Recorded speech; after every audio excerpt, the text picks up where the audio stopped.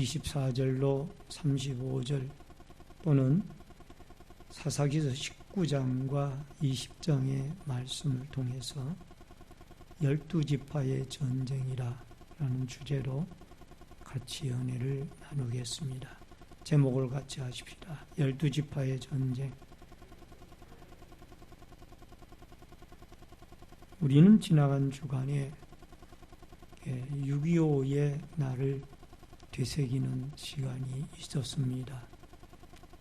1950년 북한의 남침으로 말미암아 고요한 주일날 새벽에 이 나라에 전쟁의 포화가 울려 퍼지면서 3년이 넘도록 엄청난 많은 시련과 사상자와 부상자 또 재산 피해 등등의 많은 어려움들이 있었습니다. 얼마나 전쟁이 비참한 것인가를 6.25 전쟁을 겪어보신 분들이나 또 연세가 높으신 분들은 일제강점기의 세계 제2차 대전을 경험해 본 분들은 그 전쟁의 참혹한 모습을 생각할 줄 압니다. 오늘 성경 본문에도 보면은 이스라엘의 11지파와 베냐민 한 지파 사이에 전쟁이 일어나는 것을 보게 되어집니다. 이것은 사사기 18장 1절의 말씀처럼 이스라엘의 왕이 없으므로 사람들이 자기들의 소견에 따라 행하다가 보니까 타락된 시대에 사사기 19장 1절에 보면은 이스라엘의 왕이 없을 그때에 이 왕이 없으므로 백성들이 타락을 하게 되고 하나님이 왕으로서 그들을 다스려야 되는데 자기가 자기를 다스리는 즉 세상의 타락된 문화와 타락된 윤리 속에 살아가고 있는 사사기 시대의 안타까운 모습이 결국은 이것이 전쟁으로 이어졌다라는 겁니다. 그래서 오늘 여러분과 저는 베냐민 지파와 이 이스라엘의 11지파 사이에 왜 전쟁이 일어났고 또 전쟁이 참패를 당하고 승리를 하게 되어지는 모든 과정 속에 하나님이 어떻게 역사를 하셨는지를 여러분과 제가 살펴보고 오늘 말씀 속에서 여러분과 제가 은혜를 받고 도전을 받는 귀중한 시간이 되어질 수 있기를 주의 이름으로 축원합니다.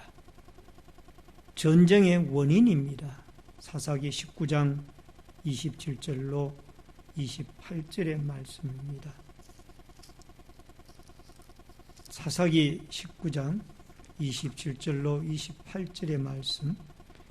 그의 주인이 일찍 일어나 집문을 열고 떠나고자 하더니 그 여인이 집문에 엎드러져 있고 그의 두 손이 문지방에 있는 것을 보고 그에게 이르되 일어나라 우리가 떠나가자 하나 아무 대답이 없는지라 이에 그의 시체를 나귀에 싣고 향하여 자기의 곳에 돌아가서 여러분 여기에 한 레위인이 등장을 하고 있습니다. 그 레위인은 원래 에브라임 지역에 속한 곳에 살고 있던 사람입니다.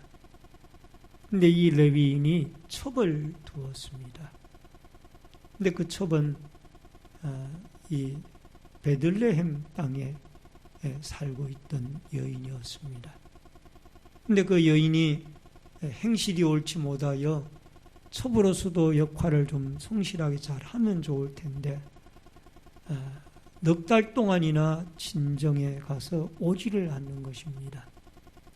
그래서 이 레위인이 그 여인을 데리러 베들레헴에 내려갔습니다.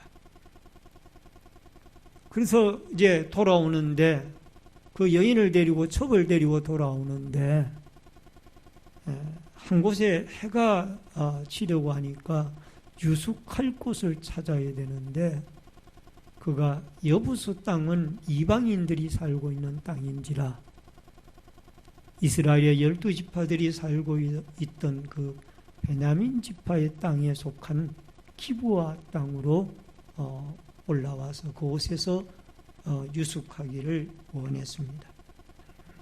고대 풍속은 나그네를 대접하기 위하여 나그네가 성문 사거리에 앉아있게 되어지면은 그 성문 사거리에 앉아있는 나그네를 이 사람이나 저 사람이나 가서 그분을 영접하게 되어지고, 또 더 나아가서 자기의 집에 유숙할 수 있도록 그렇게 조치를 영접하고 취하도록 그렇게 되어져 있었습니다.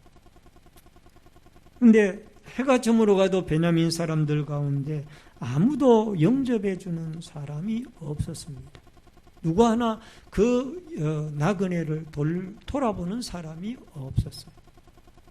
그래서 한 노인이 밭에서 일을 하고 돌아오다가 바로 그 레위인의 일행들을 본 것입니다.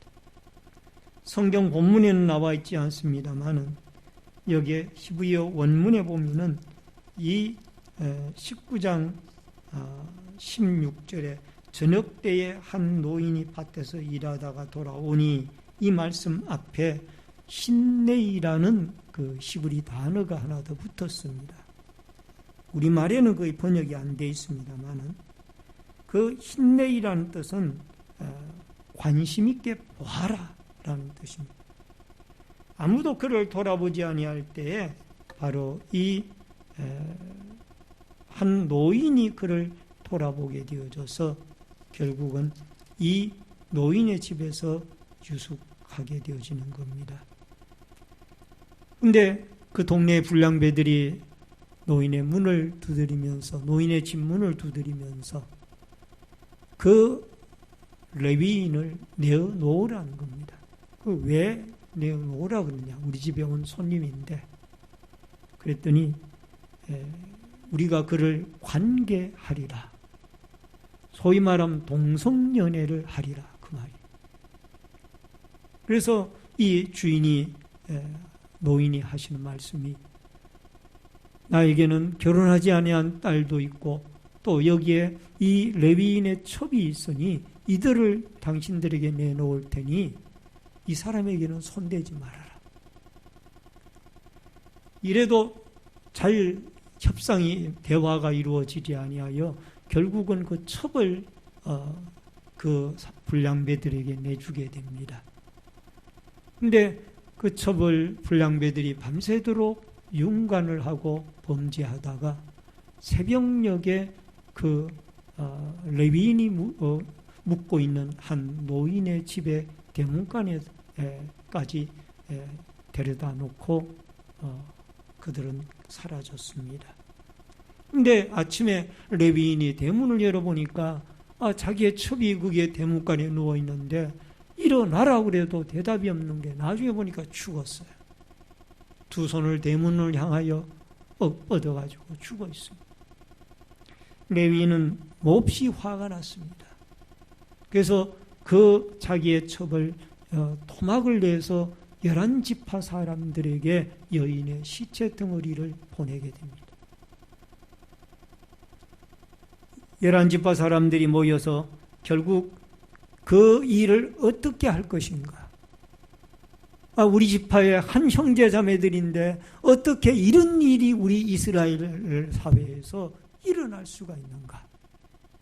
그래서 결국은 11지파가 모여서 베냐민에게 그 불량배들을 내어놓으라고 요구를 합니다. 그런데 베냐민 지파의 사람들은 우리는 절대로 그 불량배들을 못 내놓겠다. 만약에 불량배를 계속 달려고 하면 우리는 당신들과 전쟁을 하겠다. 베냐민이 그렇게 나옵니다.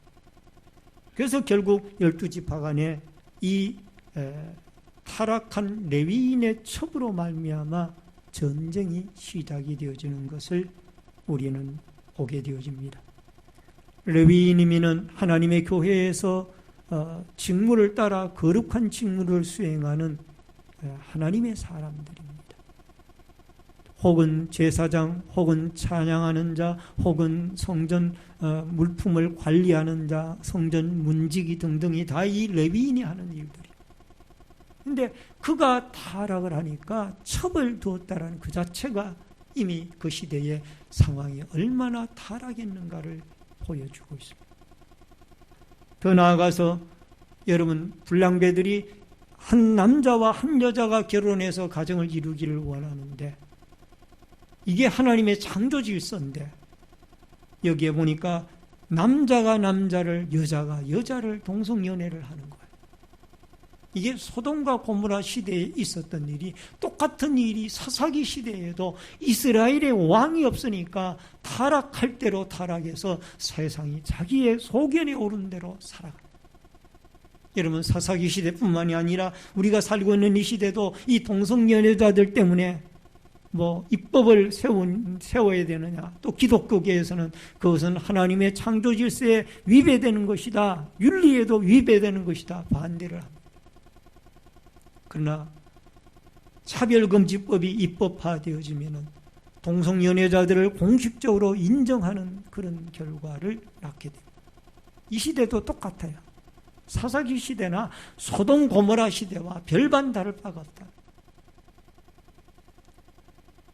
로마서 12장 2절에 보니까 너희는 이 세대를 본받지 말고 오직 마음을 새롭게 함으로 변화를 받아 하나님의 선하시고 기뻐하시고 온전하신 뜻이 무엇인지 분별하도록 하라. 하나님은 우리에게 이 시대를 본받지 말고 하나님의 뜻을 분별하라는 거예요. 세상은 이미 하나님의 뜻에 역행을 하고 있습니다. 타락할 대로 타락합니다. 세상에서는 더 이상 기대할 게 없는 거예요. 하나님의 뜻을 찾고 하나님의 선하고 온전한 뜻이 무엇인지 분별할 수 있는 믿음을 가진 자가 산 믿음을 가진 자. 여러분, 물고기는, 살아있는 물고기는 거센 물결도 거슬러 헤쳐 올라갑니다, 상류로. 그러나 죽어있는 물고기는 물결에 따라 약한 물결에도 떠내려갑니다. 여러분과 제가 시대의 흐름을 따라 적당히 믿고 적당히 살아가는 이 타락된 시대 속에서 우리는 영적인 눈을 번쩍 뜨고 하나님 앞에 하나님의 뜻을, 여호와를 우리의 왕으로 삼고 올바로 살아갈 수 있는 여러분과 제가 되어질 수 있기를 주의 이름으로 축원합니다. 그 다음에 두 번째로 신앙 있는 한 노인을 만나게 됩니다. 사사기 19장 17절과 20절, 21절의 말씀입니다. 노인이 눈을 들어 성읍 넓은 거리에 나가 나그네가 있는 것을 본지라. 노인이 묻되 그대는 어디로 가며 어디로서 왔느냐 하니, 그 노인이 이르되 그대는 안심하라. 그대의 쓸 것을 모두 내가 담당할 것이니 거리에서는 유숙하지 말라 하고 그를 데리고 자기 집에 들어가서 나귀에게 먹이니 그들이 발을 씻고 먹고 마시니라. 여러분, 아까 서두에 제가 말씀을 드렸습니다마는 사사기 19장 16절에 보니까 거기에는 보라라는 우리 한글말로 그런데 보아라라는 이 단어 번역이 빠져 있습니다. 위힌내라고 되어 있습니다. 왜 했네? 이 왜 했네의 원형은 흰내입니다. 이 흰내는 구약 성경에 자주 등장하는 말씀입니다.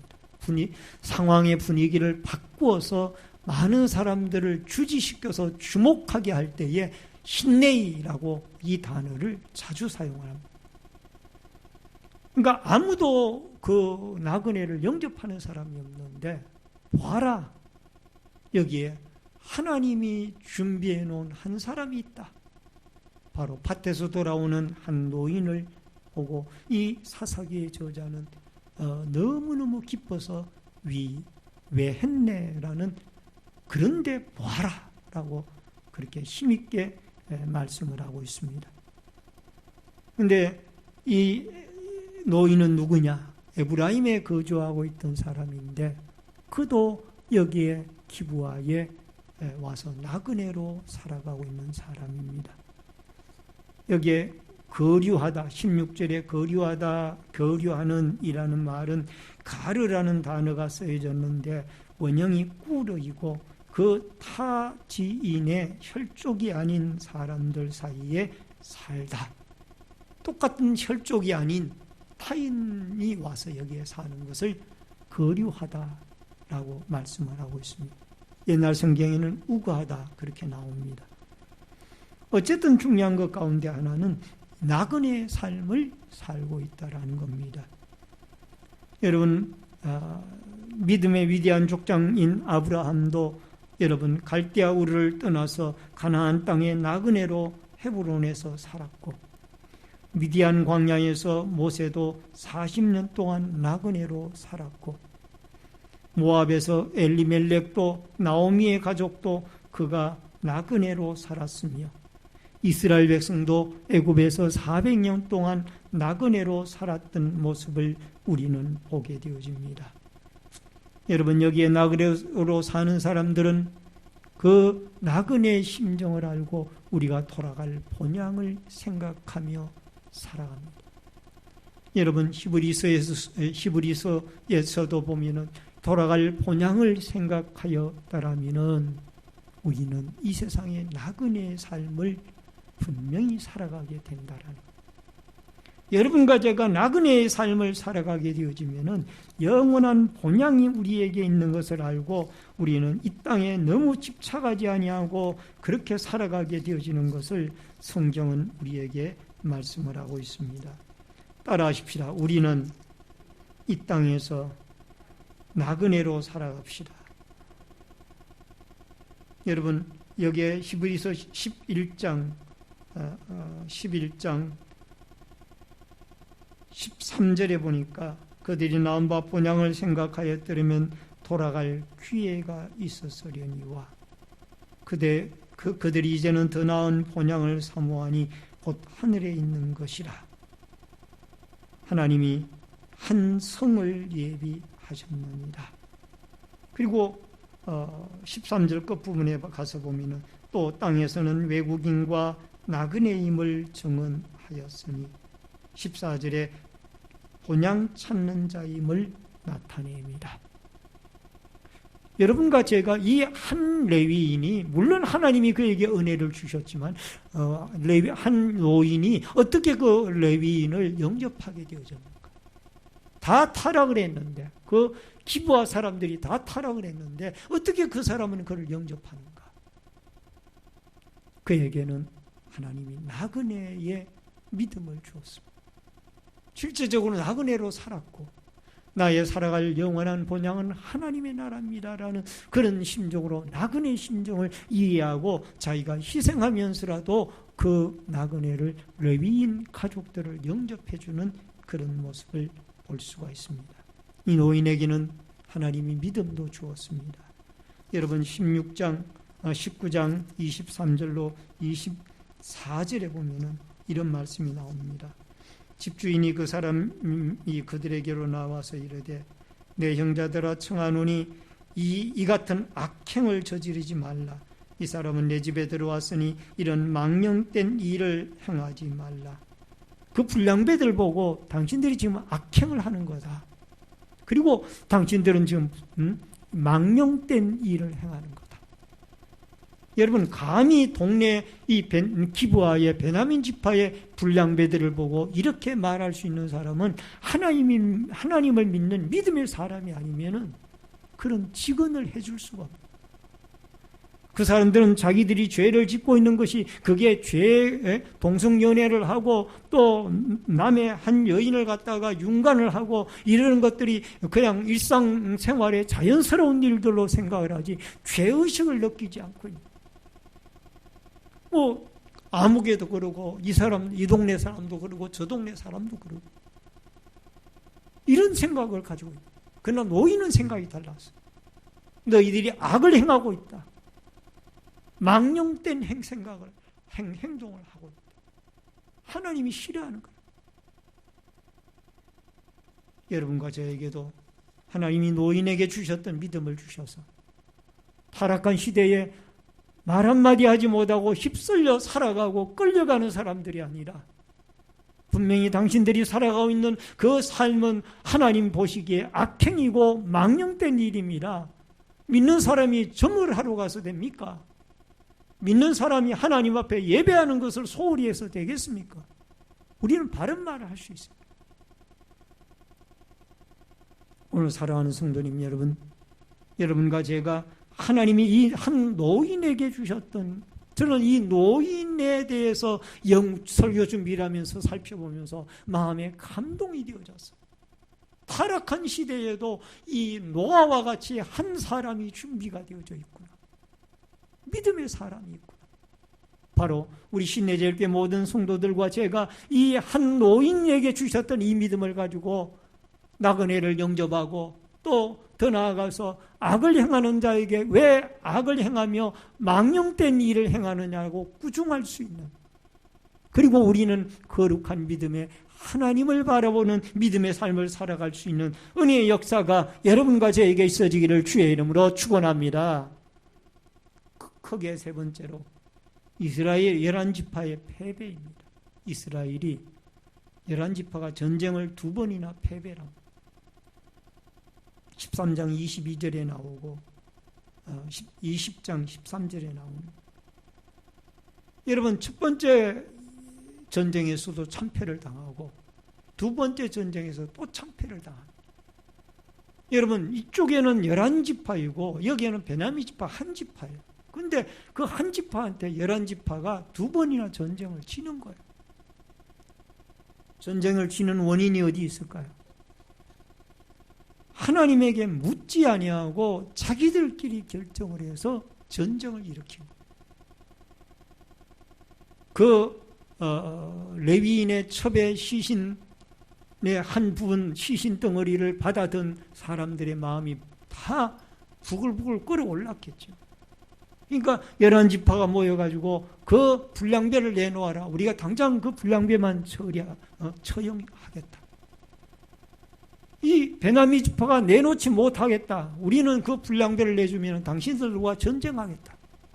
이 전쟁이 벌어졌는데 그 전쟁을 하나님께 묻지도 않고 이 11지파는 그냥 자기들이 숫자가 많고 힘이 강하니까 이길이라고 생각하고 전쟁을 했는데 졌다고 말이에요.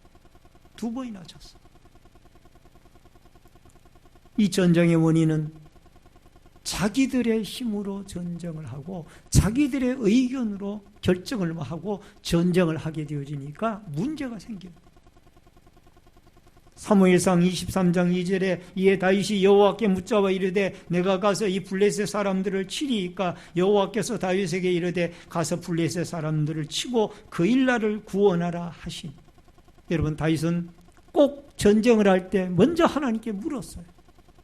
주여, 이 전쟁을 제가 하는 것이 하나님의 합당한 뜻입니까? 아닙니까? 그일라 성읍을 블레셋 사람들에게 공격을 당해서 성읍이 점령당하게 되어졌는데 하나님이 그일라 성읍을 구출하는 것이 하나님의 뜻이면은 제가 이 전쟁을 치르러 나가겠습니다. 그랬더니 나가서 구해라는 거예요. 그일라 성읍. 그래서 나가서 블레셋을 물리치고 그 전쟁에서 이겨 그일라 성읍을 구출합니다. 오늘 사랑하는 성도님 여러분, 우리는 크고 작은 일들을 만나고 살아갑니다. 그 모든 일을 내가 결정해놓고 하나님께 묻지도 않고 결정해놓고 하나님, 우리가 결정한 이 일에 하나님 도와주세요. 이것은 하나님을 로봇으로 만드는 거예요. 하나님의 이 일을 하고자 하는데 하나님의 뜻이 어떻습니까?를 이렇게 물어야 되는데 우리 인간의 지혜나 상식으로 다 결정해놓고 이것을 도와주세요 하는 것은 하나님을 로봇으로 만든다. 우리 하나님은 그런 하나님이 아니라. 그래서 이들은 스스로 우리 힘을, 두 번째 전쟁에서는 우리가 스스로 힘을 모아. 그래 전쟁에 나가 또 지잖아. 오늘도 여러분과 제가 모든 매사에 하나님의 뜻을 묻고 길을 묻는, 기도하여 하나님에게 뜻을 묻고 길을 묻는 믿음의 성도들이 되어질 수 있기를 주의 이름으로 축원합니다. 마지막 네 번째로 예배를 통한 승리입니다. 사사기 20장 26절로 28절 말씀을 다 같이 읽겠습니다. 사사기 20장 26절로 28절의 말씀 다 같이 읽겠습니다. 시작. 이에 온 이스라엘 자손 모든 백성이 올라가 베델에 이르러 울며 거기서 여호와 앞에 앉아서 그날이 저물도록 금식하고 번제와 화목제를 여호와 앞에 드리고 이스라엘 자손이 여호와께 물으니라.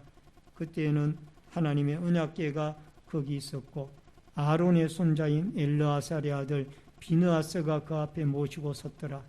이스라엘 자손들이 여쭈기를 우리가 다시 나아가 내 형제 베냐민 자손과 싸우리이까 말리이까 하니 여호와께서 이르시되 올라가라. 내일은 내가 그를 내 손에 넘겨주리라 하시는지라. 세 번째 전쟁에서는 승리를 합니다. 승리의 원인이 어디 있는 거니? 하나님에게 있어. 백성들이 두 번째 전쟁을 참패하고 돌아와서 그 당시에 하나님의 성전이 있는 이 베델에 올라가서 밤새도록 기도하고 금식하고 하나님 앞에 기도로 묻습니다. 하나님, 우리의 베냐민 자손과 싸우리이까 말리이까? 올바로 묻고 있어요. 처음부터 이렇게 물어야 되는데 두 번 치고 나서 이제 세 번째 올바로 묻고 있는 거예요. 그러니까 하나님께서 이르시되 올라가라. 내일은 그를 내 손에 넘겨주리라. 결국 하나님의 승낙을 받고 올라가서 여러분 이 전쟁에 싸워 이기게 되어지는데 35절을 보세요. 35절에 보니까 여호와께서 이스라엘 앞에서 베냐민을 치심해 당일에 이스라엘 자손이 베냐민 사람 25,000명을 죽였으니 다 칼을 빼는 자였더라. 결정적인 전투의 승리는 여기에 하나님께서 이 베냐민 사람들을 치시게 되어지니까 결국은 전쟁에 이기게 되어지는 거예요. 이들은 번제와 화목제를 드렸습니다. 여러분 26절에 보니까 금식하고 번제와 화목제를 드렸습니다. 번제는 불로 태워서 희생물 전체를 다 하나님 앞에 연기로서 올려드리는 것이고, 화목제는 짐승의 제물들을 가지고 하나님 앞에 드릴 때 하나님과 사람의 제물을 드리는 그 예배자의 관계 회복의 역사와 또 더 나아가서 이웃과의 화목을 위하여 이 화목제의 제사를 드립니다. 오늘날로 말하면 예배예요. 따라하십시다. 승리의 비결은 예배에 있습니다. 여러분, 이런 번제와 화목제를 가지고 하나님 앞에 먼저 묻고 예배를 드리게 되어지니까 하나님이 도우셔서 결국 영적 싸움에서 이스라엘이 이 베냐민과의 싸움에서 승리하게 됩니다. 여러분과 저도 마찬가지입니다. 우리가 살고 있는 이 시대가 왕이 없이 이 포스트 모더니즘 시대에 절대적인 진리를 부정하는 어두운 시대에 살아가고 동성연애가 판을 치고 있고 참 우리 시대가 도덕적으로 윤리적으로 타락된 그 시대에 살아가고 있습니다. 그러나 여러분과 제가 영적으로 신앙적으로 승리하며 살아가는 방법은 하나님 앞에 우리가 목숨을 걸고 예배를 드리며 하나님 앞에 예배를 통하여 임재하시는 하나님에게 힘을 얻고 하나님의 은혜를 받고 하나님의 도움을 받고 나아가 살아가게 되어질 때 여러분과 저는 분명히 세상에 나아가 승리하게 되어질 줄로 믿습니다. 요한복음에 보면 하나님은 예배하는 자를 찾으신다고 했어요. 요한복음 4장. 하나님은 자기에게 예배하는 자를 찾으신다. 오늘도 예배를 통하여 우리가 하나님을 만나고 다윗이나 아브라함 이 위대한 사람들이 되어진 것은 다 예배의 사람이에요. 아브라함은 이삭을 장막을 옮길 때마다 하나님께 예배를 드렸습니다. 다윗도 시편 150편 가운데 100편을 기록했는데 그 말씀이 대부분 찬송이요 기도요. 그는 시간만 있으면 하나님 앞에 성전을 짓고 예배드리기를 그렇게 사모하고. 따라하십시오. 예배자를 하나님은 위대한 자로 만드십니다. 아멘. 여러분, 세상에서 승리하기를 원합니까? 열심히 예배드리십시오. 하나님이 도우십니다. 세상에서 성공하시기를 원하십니까? 열심히 하나님 앞에 예배 드리십시오. 예배를 통하여 하나님은 여러분을 도우시는 줄로 믿습니다. 오늘도 예배의 성공자가 되어져서 또 한 주간 여러분과 제가 이 세상 살아갈 때 어두운 세상, 이 한 노인과 같이 그리스도 예수의 빛을 바라며 살아가는 아름다운 승리의 한 주간이 되어질 수 있기를 주의 이름으로 축원합니다. 축원합니다. 기도하겠습니다. 살아계신 아버지 하나님, 우리가 어두운 시대를 살아가고